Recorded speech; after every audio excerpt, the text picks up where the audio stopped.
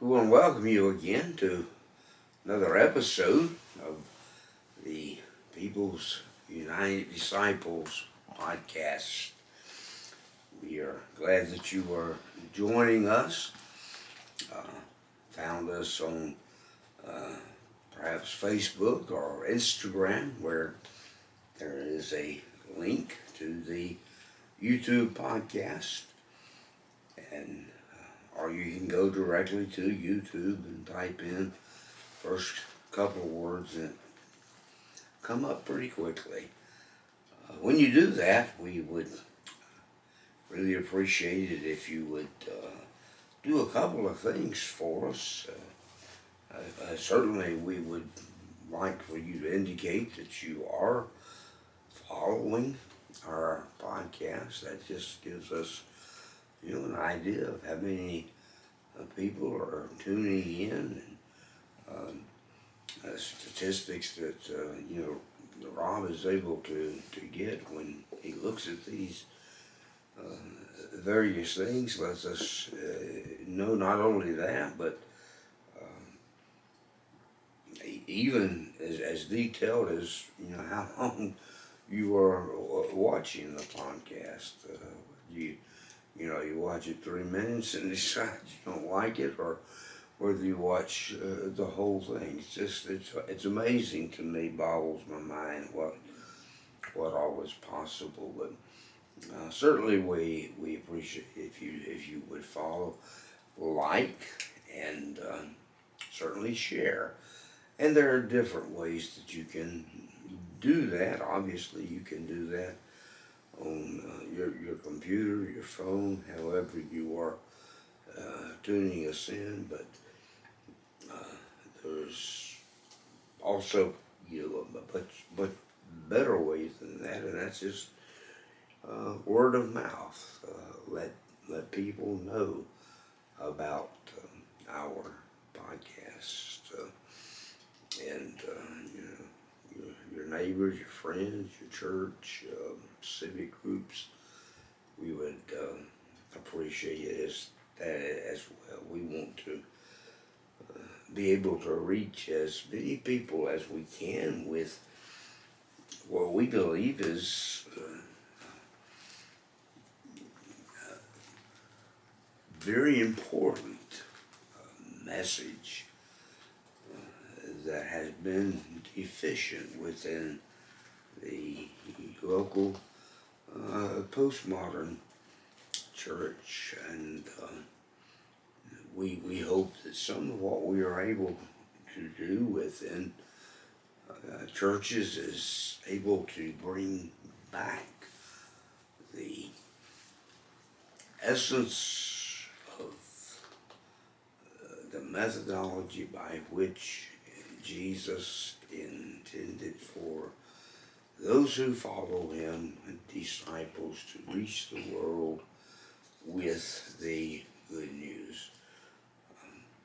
Over and over we say it because we begin there with Matthew 28:19, what we have come to call the Great Commission. I prefer, as I have said before, to call them the Great Commandments with which Jesus commissioned his disciples, which includes us, to go make disciples, and in making disciples, that the replication of disciples, the reproduction, the multiplication of disciples would continue. So we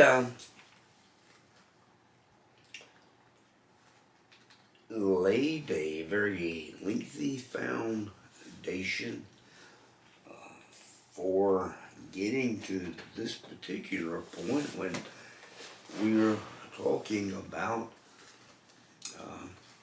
marks or characteristics of authentic, genuine biblical disciple. And that is, as Jesus described as he taught and trained, instructed, and what he left for them, what he left for us to do in this meanwhile, that is, in this time between his ascension, when he, just prior to that, gave the Great Commission, and his return in the rapture. Folks will ask, a lot of times, well, what are we supposed to be doing? What are we supposed to be about? And we talked about discipleship and evangelism as two peas in a pod. They are things that cannot be separated. One leads to the other leads to two things that go together and are essentially the message of what we have come to know as the Great Commission. Excuse me. So we are now, after having laid a lengthy foundation, and some of the reason I believe that there has been such a deficiency up to this point in the postmodern evangelical church is because that foundation somehow was not laid. And we don't point fingers or blame or accuse or fault, just to say that it was not and it should have been. And having done that, maybe perhaps if you are among the well-seasoned believers, well-seasoned church member, that you will come to a better understanding of what it means for you as a true believer to believe that you are also a disciple, for you cannot be a Christian without being a disciple. You cannot be a disciple without being a Christian. So we talked about the umbrella under which these marks or characteristics fall, and that is the umbrella of humility. We talked about not fellowship, but follow hyphen ship.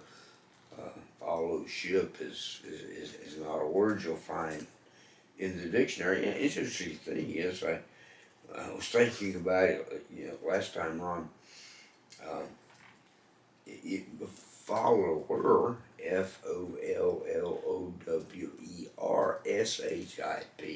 is a word that you will find in the dictionary, but fellowship is not. I invented that and tried to give you an explanation of why last time. So we're going to move now to the second of 5 that I have identified, and remind you again, as we are talking about these things, we are not talking about spiritual disciplines. There is a difference. Not to discount the necessity of spiritual disciplines within our lives, but there is a difference between those things and the marks or characteristics of being a disciple, a follower of Jesus Christ. So we are going to go to Rob's favorite verse, one of his favorite verses, and that's Luke, the 9th chapter.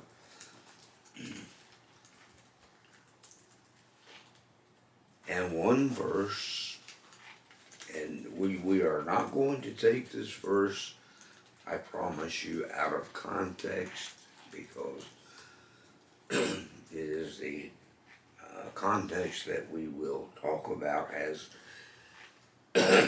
Jesus makes this statement in verse 23. And he said to all. Now, well, let me come back to that when we get to the context, because that little three-letter word A-L-L is very important. And he, that is Jesus, said to all, if anyone would come after me, let him deny himself and take up his cross daily and follow me.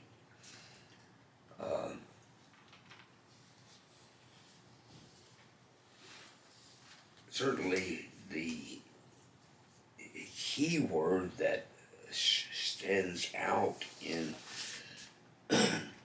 this passage in Luke's gospel that is not found in the other synoptics or the gospel of John is that word daily. And there are a couple of things that I want to call to your attention, some grammatical or syntactical issues that are important when we look at what Luke wrote and what he records that Jesus said. And that is the first word that I want to call to your attention. Even before we get to that little three-letter word, all, is the word said. And he, it is Jesus, and this is Luke now writing as he introduces what Jesus said. And that recall a little bit, if you will, of your English grammar, because there's not a big difference between what you would have learned in school with the English language and the Greek language when we're talking about various tenses. And this word is an imperfect. And you will recall that an imperfect denotes an ongoing action.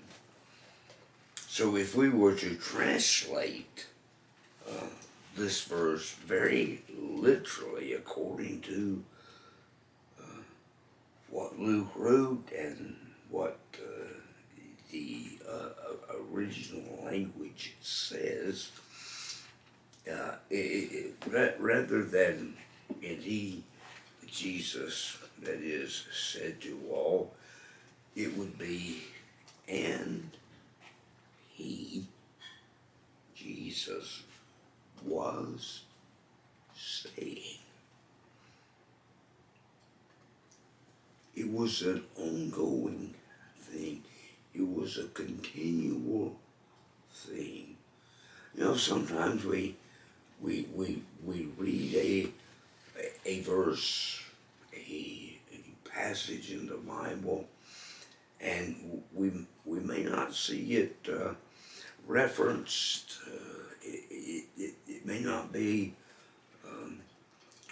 or it may be scattered just here and there, and that's where it is necessary for us to be able to understand some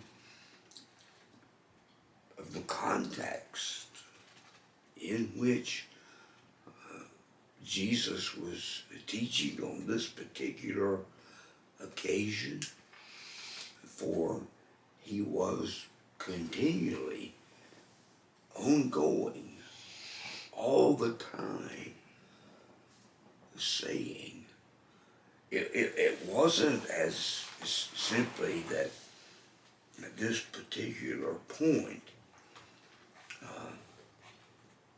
when we're looking at the whole context, and it involves the feeding of the 5,000. If you go back to what about verse 19, on their return, the apostles told him, that is Jesus, all that they had done. Now, Jesus had sent them out, remember, and told them earlier in the chapter. He said, take nothing for your journey, no staff, nor bag, nor bread, nor money, and do not have 2 tunics. In whatever house you enter, stay there, and from there depart. And in verse 5, and wherever they do not receive you, do not welcome you, they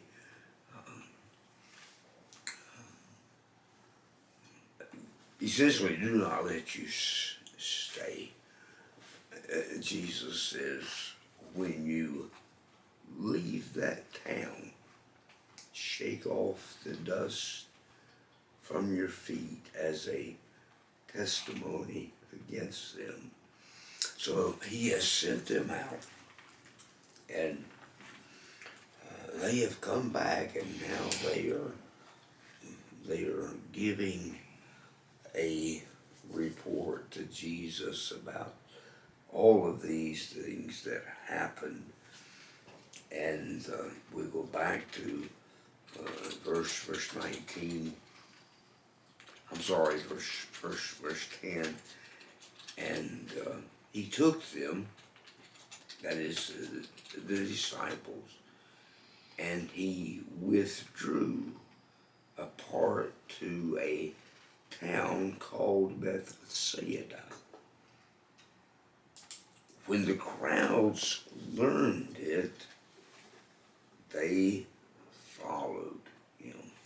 Okay, the word pictures are so very important, and you've got to get this picture in your mind. Jesus is basically now wanting to spend some time with his disciples to get their report about all the things that happened, the good, the bad, the everything that happened, and so he's sort of retreating with them to a small town, a small village, and what happens is that the crowds, they learned about where Jesus was going, and as was so often the case, Jesus attracted a lot of people, primarily because of the wonders and signs, the things that he was doing, healing people and casting out demons and those kind of things. And Luke goes on to say that as the crowds followed him, Jesus didn't dissuade them. He didn't say, back off, I'm headed up here to the small village, and just my disciples and I are gonna have some time together. No, Luke says that he welcomed them and he spoke to them of the kingdom of God. Remember, we go back to Mark, the beginning of the gospel of Jesus Christ, and the message that Mark tells us that Jesus preached was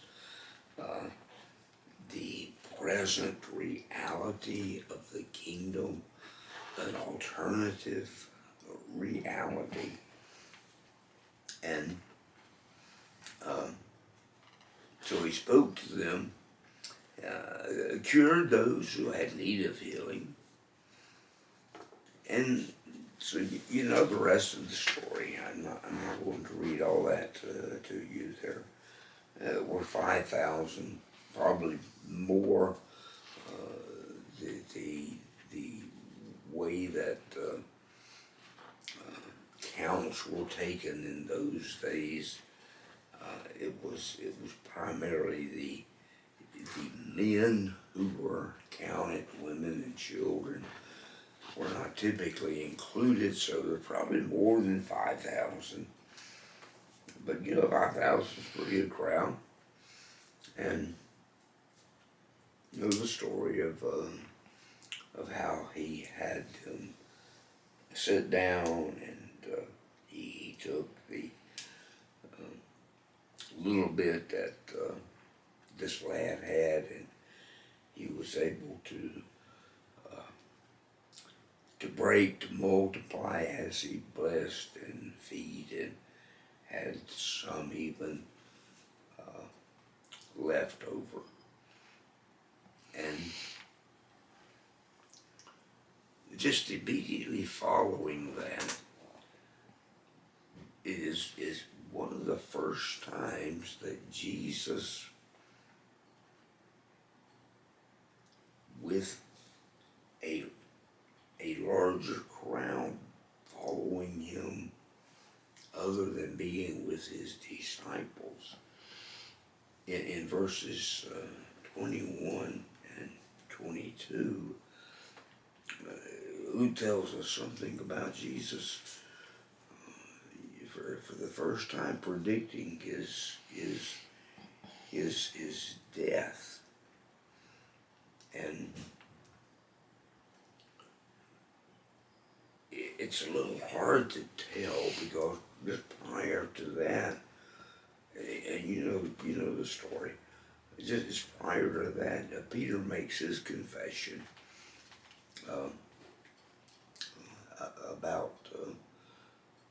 about Jesus being Christ, the Son of God. So it's a little hard to tell whether or not the crowds are still gathered around, or if now at this point he has, gone home with his disciples. He was praying alone, and the disciples come, that the crowds continue to follow. We don't know exactly, but he says the Son of Man must suffer many things and be rejected by the elders and chief priests and scribes and be killed, and on the third day be raised.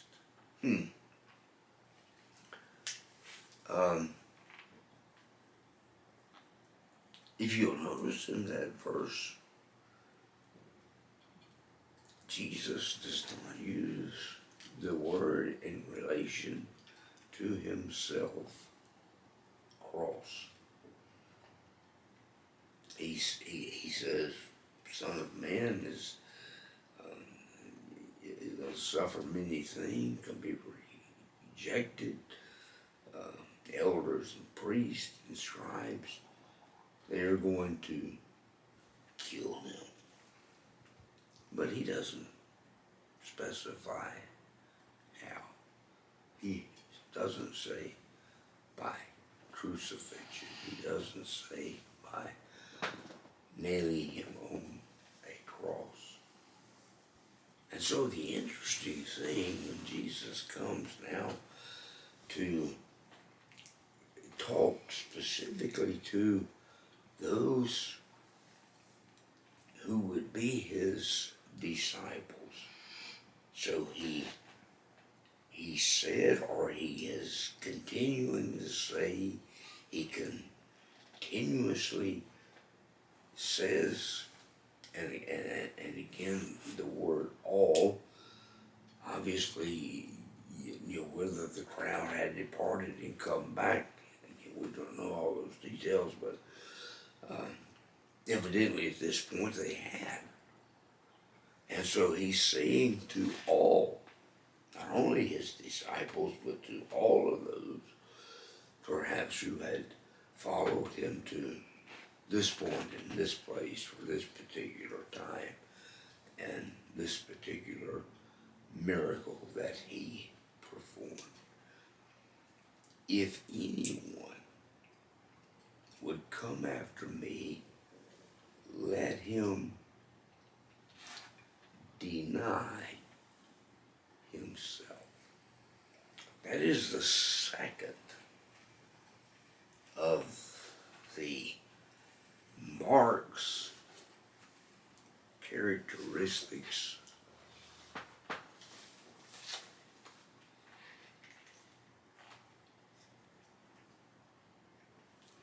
requirement,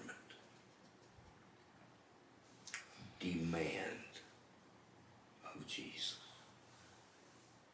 if we would be his disciple.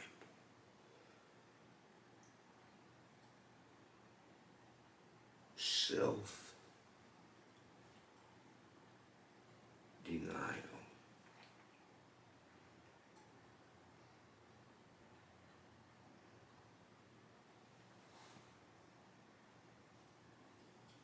Let me state a biblical principle. Rob, did I write that biblical principle down on your piece of paper? Yeah, Rob's going to put that up for us, and as he does, I'm going to read it to you. Those who would be disciples, followers of Jesus, want to be with Jesus. I want you to let that sink in just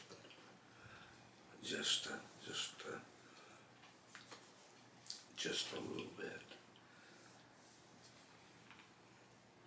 You know, Rob, believe it or not, this next coming August, and I'll be 56 years old then, and I will have been married 50 years. I got married when I was 6 years old. So, Donna and I, my wife, we will have been married 50 years. And you know what? 50 years ago, well, earlier than that, 52 years ago, when we began to take interest in each other, and we began to date and began to consider spending our lives together. At that time, we were in college, same college, together. And you know what? Every moment of every day, whatever I found myself doing on that college campus, I would have rather wanted to be with her than doing anything else.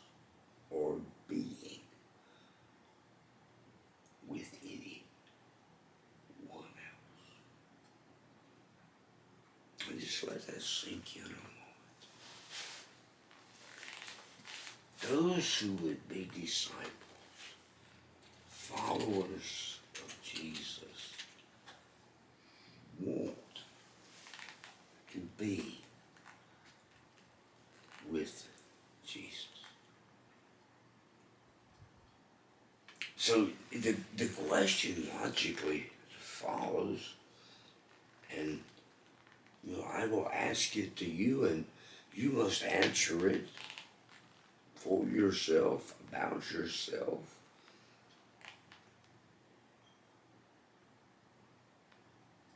Do you really want to be with Jesus?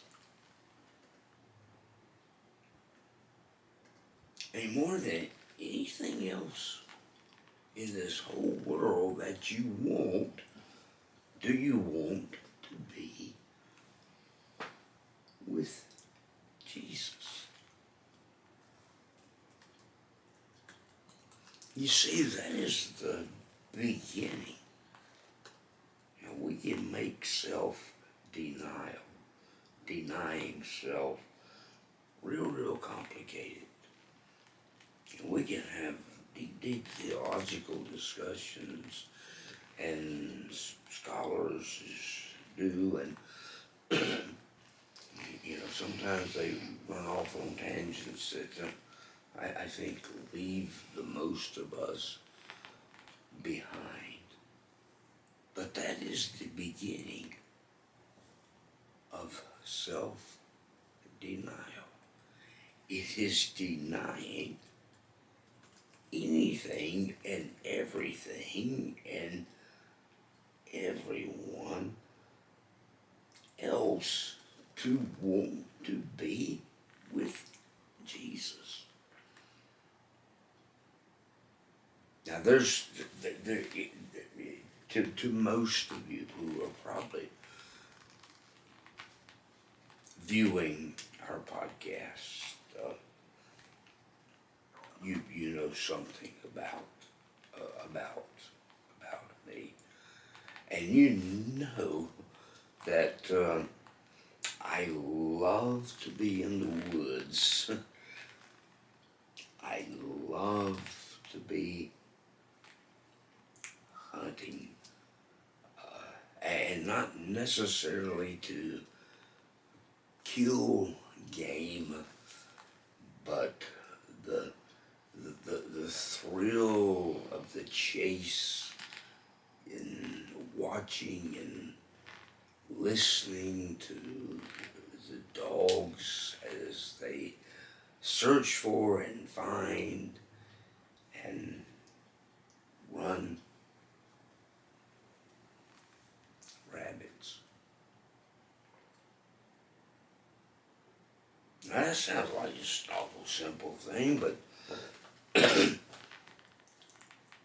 I want to make a simple point. And the simple point is this: do I want to be with Jesus, or that I want to be in the woods with my dogs, enjoying the chase of the quarry?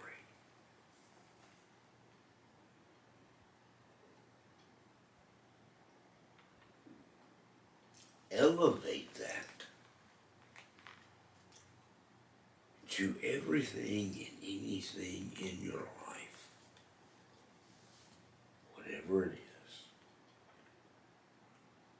And you're going to have to come to that place where you are going to have to make a conscious, heartfelt decision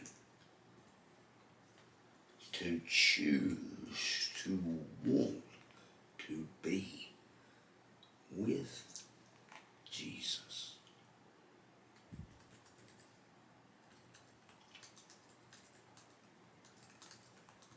I love being with Rob. Rob and I have good conversations.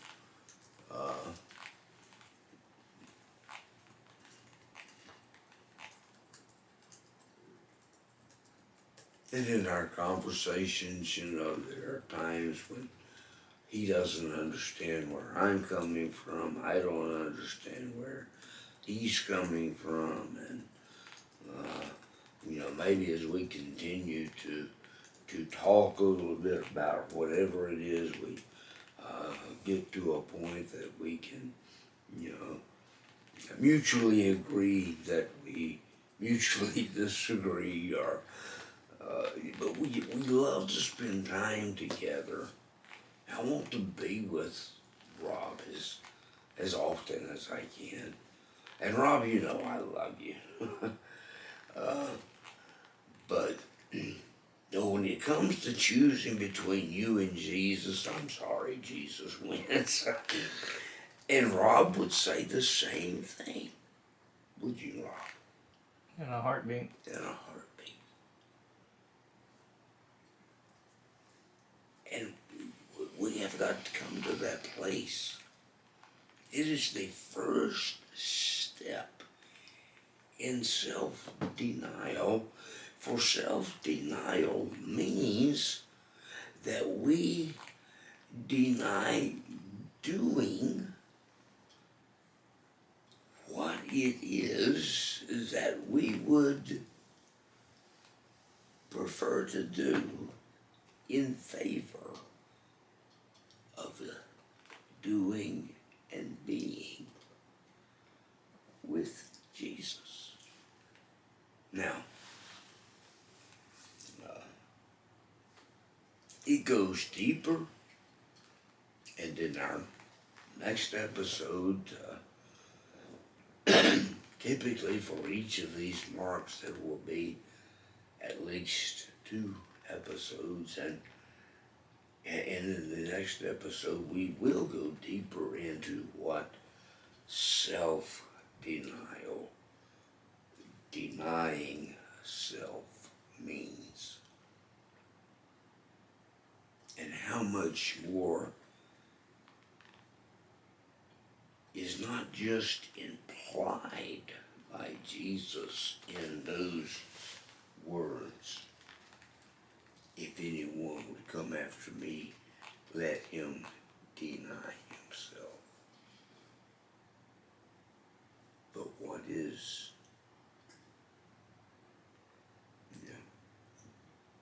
2 words that we had really rather not hear, and let's just be honest.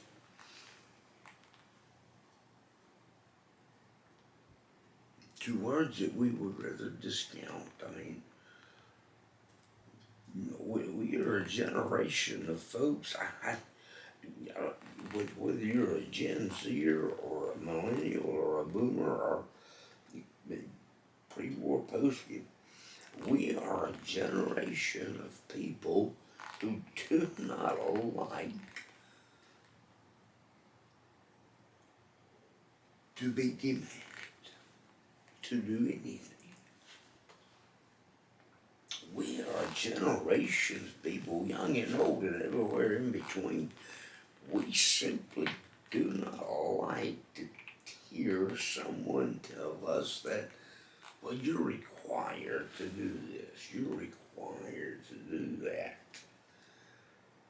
And Jesus does not mince words. He's very open, very plain, very upfront, and says it very clearly. Here is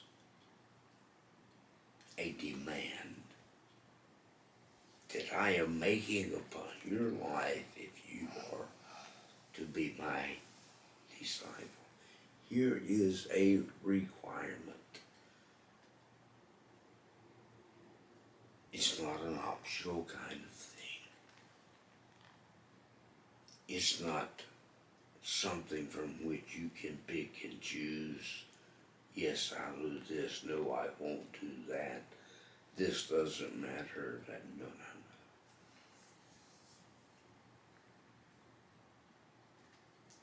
Jesus, listen to what I tell you. Jesus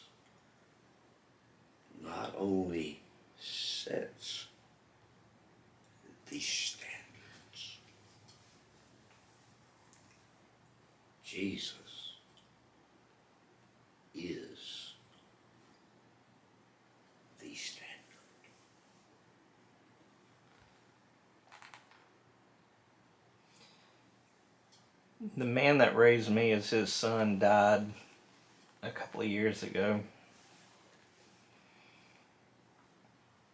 And if I had the option, if I had to choose having him back in my life every day of my life until the end of it, and choosing between Jesus, it would be Jesus all day long.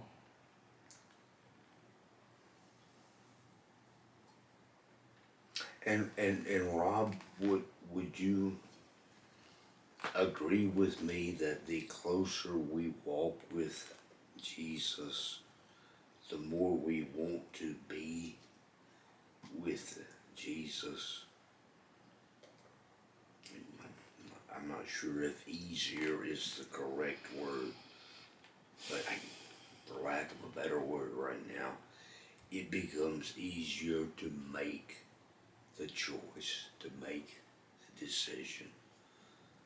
I'd rather be with Jesus than someone with whom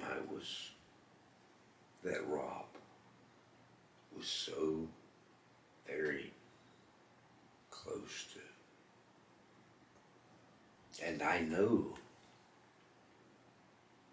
of Rob's experience with that individual because he has shared it with me. And I know his heart. And as much as he cherished, loved, enjoyed, wanted to be with that person, he is telling you, I want rather to be with Jesus. First step of self-denial. Next time, episode 57,